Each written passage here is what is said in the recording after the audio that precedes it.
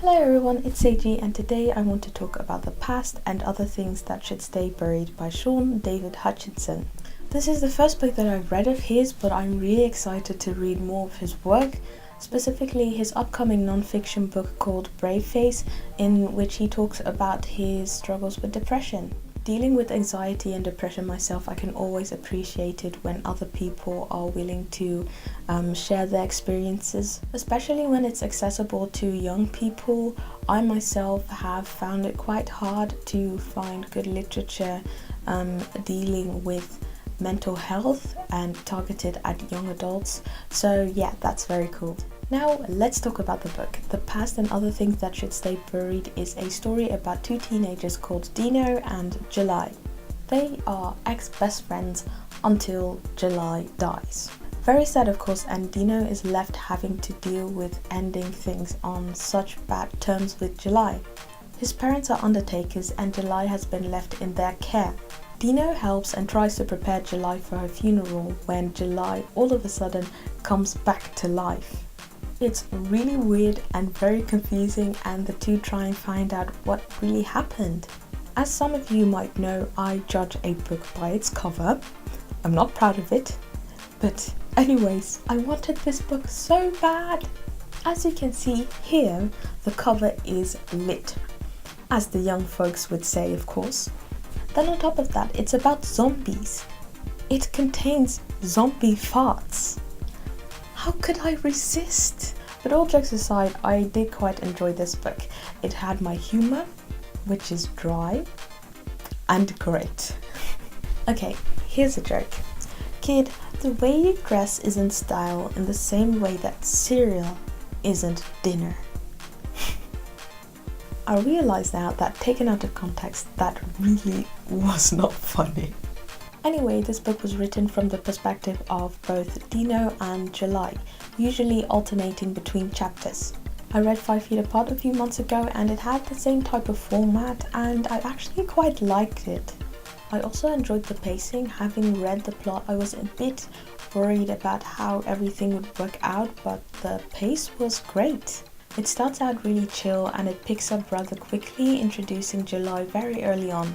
My favourite part of the book was the theme friendship, because throughout you kind of get to know how Dino and July became friends and how that worked out, because at first when you get to know Dino and July, they are complete polar opposites. Dino is very timid and worries a lot about a lot of things, whereas July doesn't give a flying rat's ass about anything. None of the characters were really relatable to me, so I didn't get attached to them, but I liked most of them. Dino is gay and I love how he was written. I read a lot of LGBTQ literature and many of times I will see authors try and use a character's gender identity or sexuality to push the story forward, if that makes sense. Like often I will see characters be like, hey, look at me, I'm gay, I'm bisexual, this is totally normal. And by continuously pointing out that it is so normal, you're doing your message a disservice, because if it's so normal, you wouldn't have to continuously have to point it out. And here that wasn't the case, which is great. The story was solid and it stood on its own. I do have to say that at some point I did kind of get tired of July. I felt that her character building was a bit off. She's often incredibly mean and rude, and often for no apparent reason. A lot of times when they would be talking about her behavior, she would always say like, so what? And that kind of got annoying, almost to the point that I DNF'd it.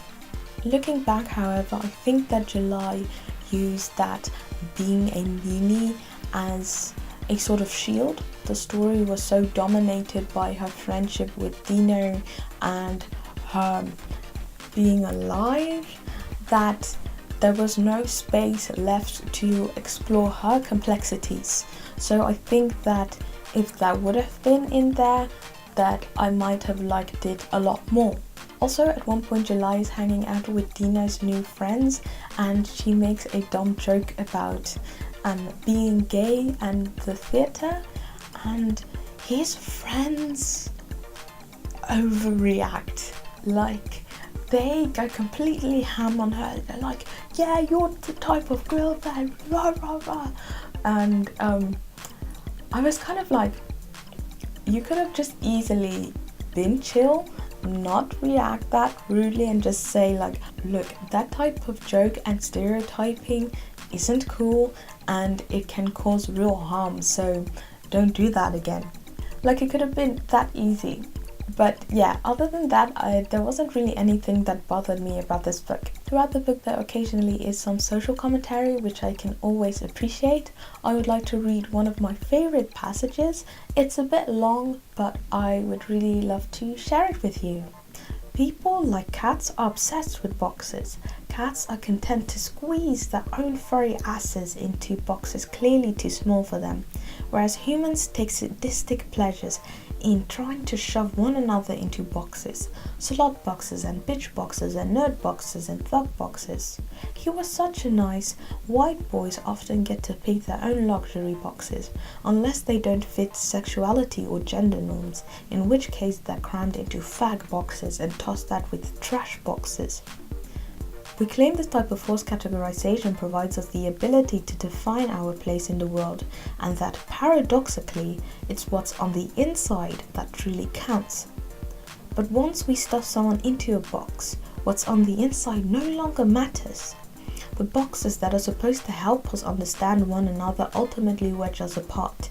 Even worse is that we rage against the artificial divisions the boxes create, claim that we're more complex and complicated than how we're defined by others, and then turn around and stuff the next person we meet into one and tape the lid shut.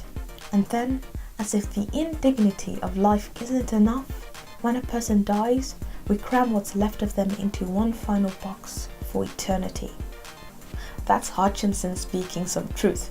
So yeah, even though I was a bit bummed out over July, I am still very happy that I picked this book up. Let me know your thoughts if you've read the book, and if you haven't, if you'd like to. Anyways, thank you very much for watching. If you liked this video, give it a thumbs up, subscribe if you haven't already, and I'll see you in the next video.